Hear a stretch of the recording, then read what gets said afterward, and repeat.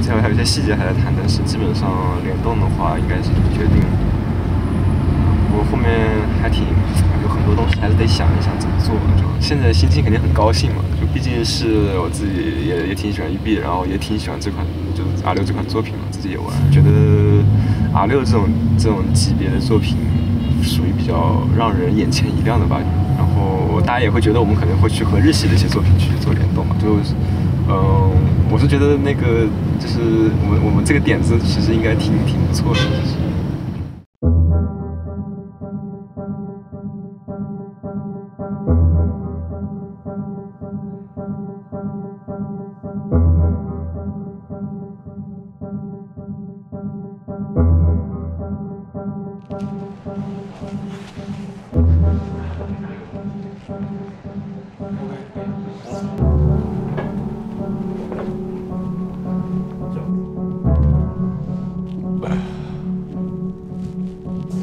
为什么是联动才能玩最初自己这边起？我想想，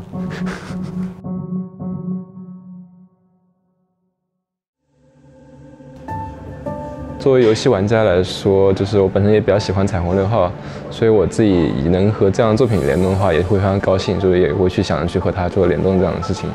彩虹6号围攻这款作品在一个关键词上其实跟方舟有一定的契合之处吧，所以我在想就是说这两个游戏一定程度上强调大家智取，会采用一些策略性的手段去化解对方的攻势，或是击败所有的敌方，利用这个契合点去做一些设计也会非常有趣。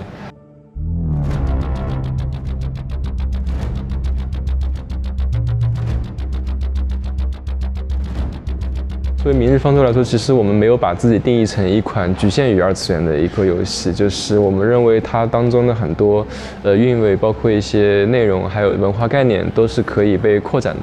在设计和 R6联动的相关内容时，除了需要考虑自身的美术特色之外，更需要将两种不同世界观之间的碰撞出的一种火花，用更和谐、更自洽的一种方式呈现出来。其实一开始的时候也在苦恼吧，就是说两个世界观怎么去相遇融合到一起。我们其实把重心放到了将那个干员他们来到明日方舟世界后，作为一个理性思考的人来说，他所做出的一些反应，相对于现实世界来说，明日方舟世界相比于之前来说会更加的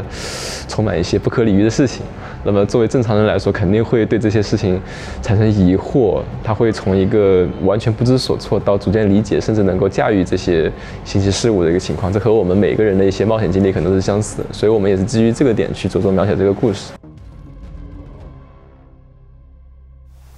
就有几个不太依赖弹药的，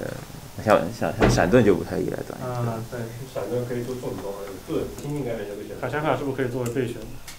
能做个塔香卡，我觉得能做个一星。塔香卡没有的话，这个活动做起来没有味道。确实必须得有。对。他好像奇美拉行动里面也登场，我觉得。塔香卡带什么枪啊？那我们回头就塔香卡重做，那我们是用他的旧技能还是用他的新技能？可以都用啊。可以都用，可以问问育碧。我们可以出2个方案，然后让育碧来说。大部分都可以，但是就是要是考虑到世界观的话，就是我比较倾向于选择一些就是技能上不太依赖枪械的概念，像闪盾啊，像夹子妹这种。那差不多就其实可以定了吧？就其实刚好就艾什塔枪卡，艾什的话应该是6星，塔枪卡的话感觉这个比较猛烈。如果能活动赠送的话，可能大家会比较高兴。哦，可以。这个我觉得比较爽。大家这个我们可以到这上面差不多。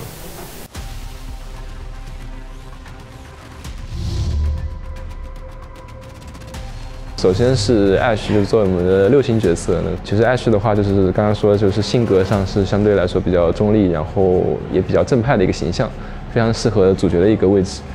另外就是他之前在奇美拉行动中也是作为领袖出现的，就领队出现的，所以我觉得就很多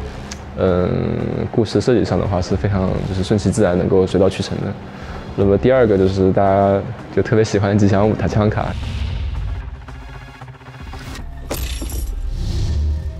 这个反而是第一个定下来的吧，就是必选，而且一定要作为活动赠送。就是虽然说它因为一些设计上的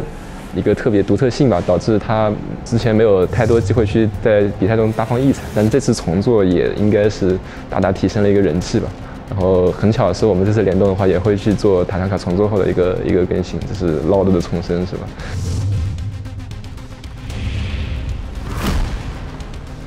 ？Bullets 是非常特别的一个角色吧。其实就是说，我们当时也在想，就大家第一反应就是说，方舟这么一个防守的一个塔防游戏，那防御这个性能是非常着重。那我们优先也会在干员里面发现有很多持盾的角色，最后在几个盾的干员中选了一下，还是选了那个闪盾吧。性格来说会比较的活跃一些，然后形象上也比较的具有一些敏捷的感觉，然后有很多人会喜欢选这个角色吧，因为就是怎么形容呢？虽然说可能那个正式对局中不太多，但是大家娱乐局中还经常会选出来，就是非常的爽。Forrest 的话，就是说他的性格和前面3位搭配起来会比较有意思一些。他性格沉稳，就是沉默寡言一些，反而能够起到在剧情上的一个调节作用。另外，他可能也是比较快融入到明日方舟世界观中的一个角色，就是他的一些狩猎天性，让他能够去做这些事情，我觉得也是非常有意思的一点。夹中的一个是一个就是夹到就是爽到，那也是我们非常喜欢的，然后也比较符合方舟的一些特性嘛，就是他的那个夹子。明日方舟的角色是基于2D 创作的，所以要将一个3D 角色移植到2D 的表现的时候，是很难将3D 角色本身的那些优势全部展现出来的。比如说战术装备的结构的精细程度，以及为了贴合军事风格所采用的大面积的黑色战术装备，这些在转换的时候都遇到了很多的困难。其次是 Span 动作方面，为了表现出专业的战术动作跟装备，美术内部也看了非常多的相关视频，制作的时候也参考了大量的现实中的那些战术动作和枪械模型，去了解了它枪支的一些运作原理跟内部结构。我们同时也非常注重细节的打磨，让整个角色会更加饱满，更加可以考据。另外就是制作联动内容必然也会面对一个挑战，就是很有限的创作内容。首先是角色，因为联动角色都是有非常确定的原型的，所以需要如何平衡彩虹6号和明日方舟的角色设计特色，也是我们创作过程中所遇到的瓶颈。像彩虹6号角色一般都是有面罩等装备遮住脸的，像Ash戴着墨镜，所以在描绘脸部表情的时候，就空间受到了很大的压缩，没有办法去描写他的表情。在剧情中，我们想要很精确的去传达这些角色的情绪，也是有一定难度的。所以我们也在这一方面和育碧进行了很多的交流。在不断的感受这2个世界观的碰撞的时候，我们会思索如何在这种碰撞中寻找它们中间的共通点。这种不断思考、不断推翻的过程是非常有意思的。首先，关于就是例会设计方面，那个育碧那边觉得我们对 Blitz 这个露脸的方案是觉得很 OK 的，但是就是关于塔枪卡，因为他们马上也要对这个进行重做嘛，还是希望我们在技能还有那个外观方面能够按照它重做的版本去进行设计。就拿榴弹炮那个例会。对，拿它榴弹炮那个版本。然后还是其他的话，它例会还是希望能够维持它角色的主要的武器。那Ash那版要再调整一下。对的，那可能要再调一下。然后关于现在整体我们的一个筹备进度，育碧那边可能希望我们双方能碰一下，然后之后交换一下信息，然后确定一下下一步我们怎么做，然后以及以后的一个工作流。它应该尽快的话，那应该下周。对，下周吧。在这个过程中呢，育碧方面也给我们起到非常大的帮助作用。在项目制作的每个阶段，我们和彩虹6号的品牌经理和他们的原画和他们的编剧都保持密切的联系。然后本次的基本上所有物料也是由鹰角和育碧共同制作完成。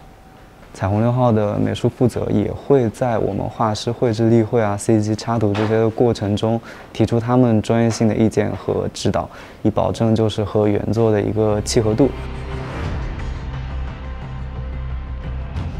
这是为了保证双方玩家都对这次联动感到满意，都能非常对这次联动有很好的体验。我们在研发素材还有发行方案的包装上面，我们始终坚持的是在保留原设定的基础上，进行这个基于明日方舟美学的风格化创作。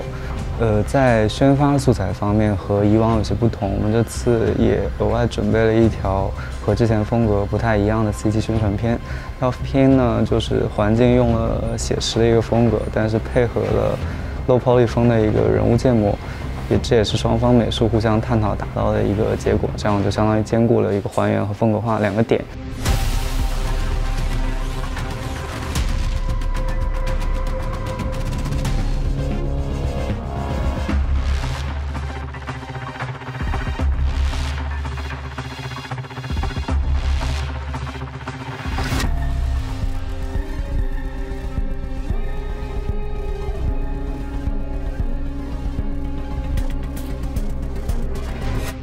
配音的话，还是为了保证联动的呈现问题，能让这个声音一下引起玩家的情感共鸣。BB 也是非常积极的配合我们，帮我们找到了原班的配音演员，就4位演员呢，专程从各个国家，然后之后为我们《明日方舟》的联动版本进行了配音，从声音方面就是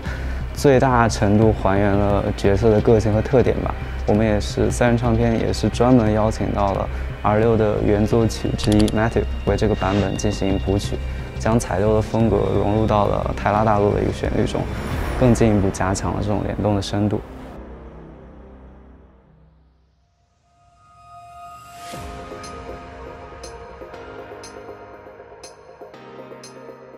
就联动来说，其实也是第一次做，也是一个新鲜经历。就大家可以看到，这些新东西会越来越多。所以对于方舟的完成度来说，我觉得我们永远有想做的东西去做，所以它是永无止境的。就可能对我们来说是永远不会完成的。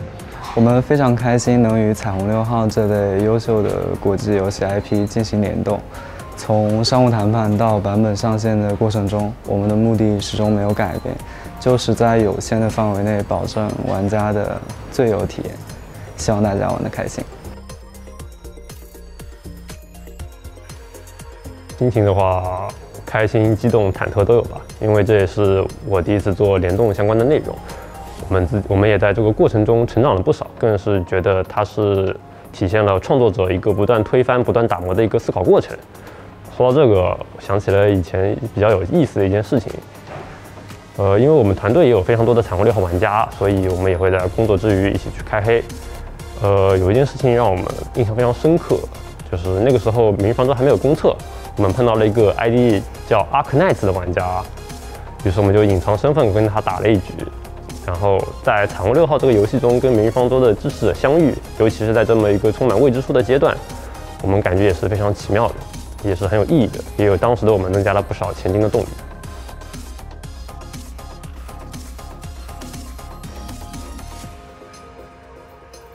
对于我们这样的创业团队来说，做到《明日方舟》这个规模实在非常的不容易吧，也离不开很多人的帮助。但是要维持运营一款游戏，大家也都知道非常困难。不光制作游戏非常困难，很容易翻车，运营游戏也一样很容易翻车。但这个点上我们都坚持下来了，我觉得这是非常有宝贵的经历。然后对于我们来说，也希望能够将我们心目中最优秀的游戏展现给大家。我们也梦想着未来有一天能够去做到这一些，但是就是说我们需要不断积累经验，这样的话才能够在合适时候为大家呈现出更加令人意外的、更加令人觉得有趣的一些作品，能够让大家记住。